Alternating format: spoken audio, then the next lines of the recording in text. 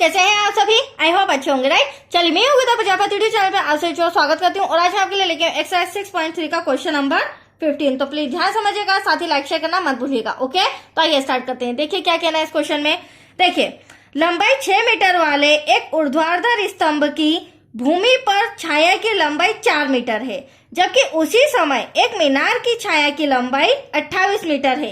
तो मीनार की ऊंचाई ज्ञात कीजिए। तो यहाँ पर हमें एक स्तंभ दिया गया है बच्चों, और साथ ही साथ हमें एक मीनार दी गई है। तो सबसे पहले हमें स्तंभ और मीनार बनाना होगा।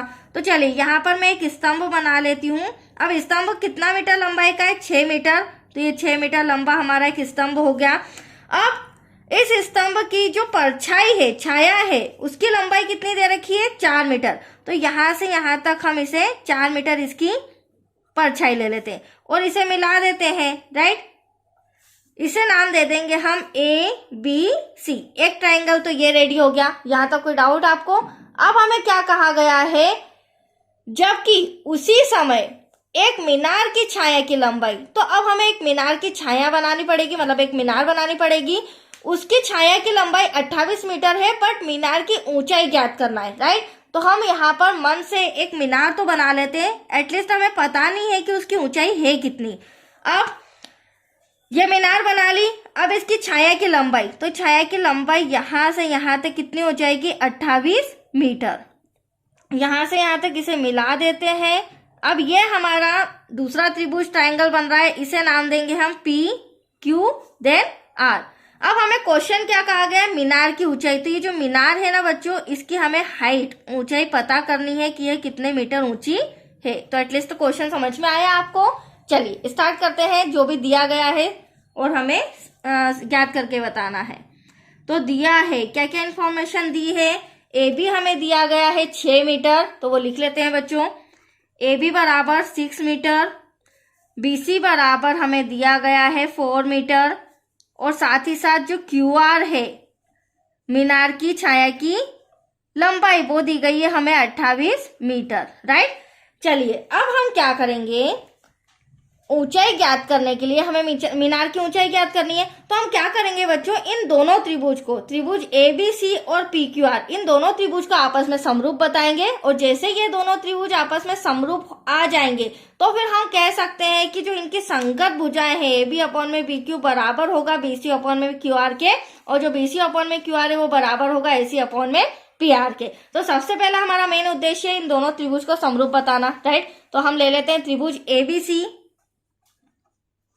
तथा त्रिभुज PQR में।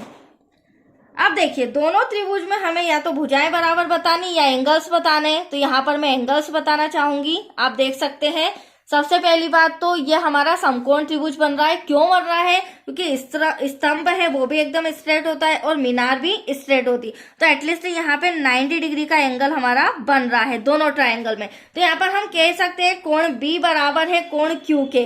क्यों बराबर है? क्योंकि दोनों 90 डिग्री के एंगल है, राइट। तो यहाँ पर सबसे पहले तो हम लिख लेंगे त्रिभुज ABC में कोण B बराबर है त्रिभुज PQR में कोण Q के। क्यों बराबर है? क्योंकि एटलीस्ट दोनों 90 डिग्री के हैं। अब देखिए दूसरा एंगल। अब यहाँ पर जो एंगल C है वह बराबर है संगत एंगल या संगत कोण R के। अब आप सोचोगे मैडम ये बराबर कैसे? तो देखो बच्चों, एक तरह से जो सन की रोशनी आ रही है, जो सन की किरण आ रही है इनके ऊपर, तो एक जैसी किरण आ रही, वो भले स्तंभ हो वो भले मीनार हो, तो इसकी जो किरण आ रही है उससे जो एंगल बन रहा है, सपोज ये 70 डिग्री का बन रहा है तो ये भी 70 डिग्री का ही बन रहा होगा, राइट। तो हम यहाँ पे कह सकते हैं जो एंगल C है वह बराबर है एंगल R के, क्योंकि ये जो सूर्य की किरण आ रही है उससे इन दोनों के एंगल कैसे बन रहे? बराबर बन रहे। तो यहाँ पर एंगल C बराबर हो जाएगा एंगल R के। ब्रैकेट में हम लिख सकते हैं ये एंगल क्यों बराबर है? क्योंकि ये छाया द्वारा बनाया गया कोण है, ठीक है। इस तरह इंस्ट्रक्शन लिखने से टीचर पे आपका अच्छा इंप्रेशन पड़ेगा, राइट। चलिए, अब दोनों त्रिभुजों में मैंने दो एंगल्स आपस में संगत कोण बराबर बता दिए, तो जो तीसरा एंगल है वो ऑटोमेटिक बराबर ही होगा। तो यहाँ पर समरूपता कसौटी लगेगी। कोण कोण अतः कोण कोण समरूपता कसौटी से समरूपता कसौटी से त्रिभुज ABC है वह समरूप है त्रिभुज PQR के। तो ये दोनों त्रिभुज अब आपके सामने समरूप आ चुके हैं। अब इनकी जो संगत भुजाएं, जब ये दोनों त्रिभुज बराबर है, समरूप है, तो इनकी संगत भुजाएं भी आपस में क्या होगी, बराबर होगी। तो संगत भुजाएं में अब हम क्या करेंगे, AB अपॉन में PQ बराबर लेंगे BC अपॉन में QR के। बट जो AC है उसे और PR है उसे नहीं लेंगे, क्योंकि एटलीस्ट हमें क्या फाइंड करना है बच्चों, ऊंचाई फाइंड करना है। तो PQ तो हमारा आ ही रहा है और AC और PR को लेने से कोई मतलब नहीं है। तो यहाँ पर फिर से मैं लिख रही हूं, चूंकि त्रिभुज ABC बराबर है त्रिभुज या समरूप है त्रिभुज PQR के, इसीलिए AB अपॉन में PQ बराबर होगा BC अपॉन में QR के। अब आप देख सकते हैं, ये रहा हमारा AB, ये रहा हमारा PQ, ये रहा हमारा BC, ये रहा हमारा QR। अब इनकी जो मेजरमेंट है वो हम लिख लेते हैं। तो AB का मेजरमेंट 6 मीटर है, वो मैं यहाँ लिख लेती हूँ। PQ का हमें दे रखा है, PQ का तो हमें फाइंड करना है, तो आप यहाँ पर H भी लिख सकते हैं या PQ भी लिख सकते हैं।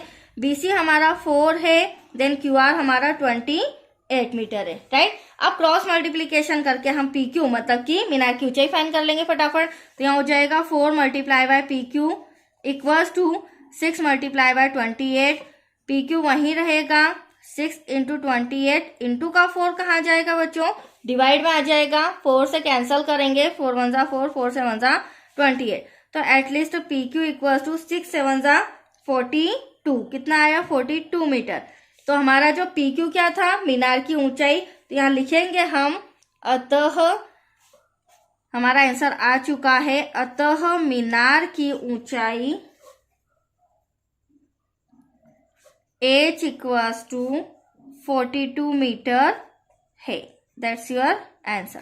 तो आया आपको समझ में बच्चों, बहुत ही अच्छा सम था, कंप्लीट हो चुका है। अब नेक्स्ट इस एक्सरसाइज का लास्ट सम रह गया है, क्वेश्चन नंबर 16, वो आपको नेक्स्ट वीडियो में मिलेगा। ओके, थैंक यू बच्चों।